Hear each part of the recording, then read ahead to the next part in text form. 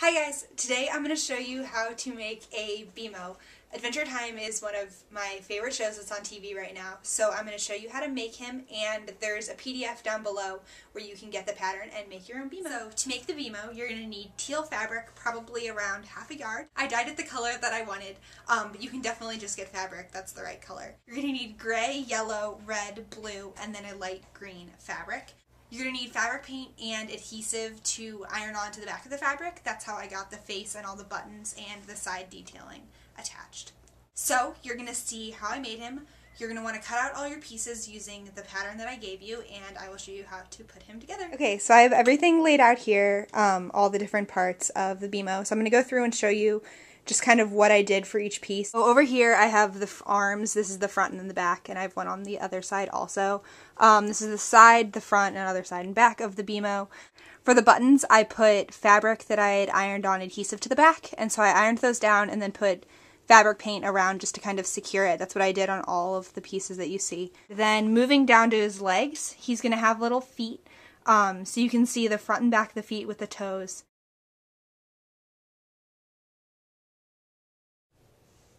Okay, so for his arms, I've pinned two pieces of fabric together, and you're just going to sew all the way around the edge, leaving the top not sewed, so you can turn it inside out and put fiber fill inside of it.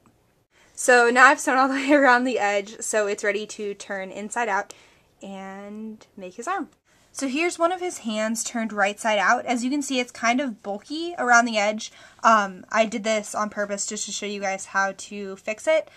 So before you turn the hand right side out, if you make these little fringes around the edge, when you turn it inside out, the fabric can kind of fold in on itself and makes a nice smooth curve instead of this. So I'm going to turn this one back outside in and cut the fringe and then turn it right side out again. To make the foot, we're first going to sew this straight seam of the toe onto the front of the leg. So this rounded and straight part are going to come together and form the rounded part of the toe. So now that I've sewn the front of his leg to his toe, I'm going to sew this line and then straight down. This will make a dart and the toe of him. So here's the finished product of the front of his leg. I'm going to turn it right side out. You can see that the toe is starting to form, and now we're going to make the back of his leg. So the back of his leg is the straight rectangular piece and the triangle, and I'm just going to sew this to this. So I sewn the back of the leg to the heel, and I'm going to pin it and show you guys that before I stitch it together. I have it pinned together. I'm going to sew down the side around the toe on both sides and then back up. I'm going to leave the top open so you can put fiber fill in there. Here's his leg turned right side out, so you can see his little toe and the dart. So we're going to stuff them all, and then I will show you his limbs totally ready to be attached. So I have stuffed all four of his limbs, and now we're going to start attaching them. The first thing we're going to do is his arms. His arm goes inside of the O. So here is the arm attached. I actually sewed it just folding the fabric in and then sewing on top of it with teal thread. Now to attach the legs, I pin them down to the bottom. You want to make sure that these are the backs, so just the triangle piece. The darted is on the front, so when these are folded down, he's got his little legs facing the correct way. And then I'm going to take my square bottom piece and just fold it up and pin it down and then sew all the way across here, and his legs will be attached. So his legs are attached, and the bottom seam is in. From here on out, it's really easy. It's just a square that we're going to be sewing totally together.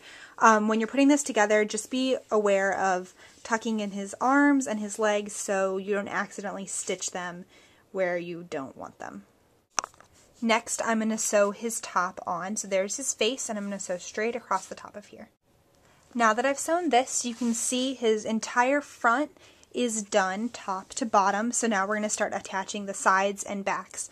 The reason I did the front first is because somewhere you're going to have to do a hand stitch once you've filled the fiber fill, so I want it either on the back side somewhere so it's not as visible. So I'm going to attach his two arms, pin those down, sew them, and then I'll show you guys the next step. So I attached the two sides to the front. As you can see, he's coming together really quickly now. One thing I wanted to point out is when you do this, you're going to have a little bit at the top and bottom. This is totally okay, and it's just because of the construction. You're going to need that little extra piece in just a second.